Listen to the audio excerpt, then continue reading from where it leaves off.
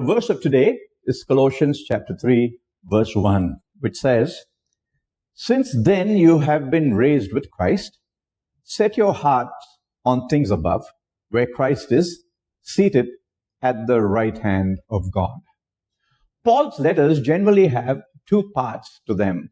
There's what I call a done part and a do part.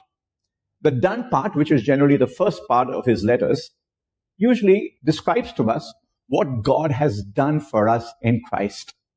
And then the second part, what I call the do part, expounds what we should do in response to what Christ has done. And verse 1 of Colossians 3 is a crucial shift from the done to the do. I don't know if you've heard the saying, Jesus did not come to make bad people good, but dead people live. Well, friends, that's exactly what this verse is talking about.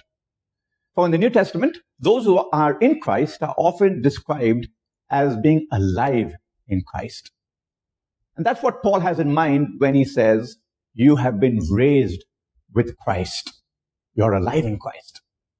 And because of which he says, keep your eyes fixed on Christ. Because where Christ is at the right hand of the Father, that's your permanent address. Earth is only your temporary residence. So, set your heart on things above, he says. For when your heart is set on things above, it will affect how you live on earth. And in fact, the rest of this chapter describes that. All of the things you will not do, such as sexual immorality, impurity, lust. You won't have anger. You won't have rage, malice. Not only that, you'll do the things you're supposed to do.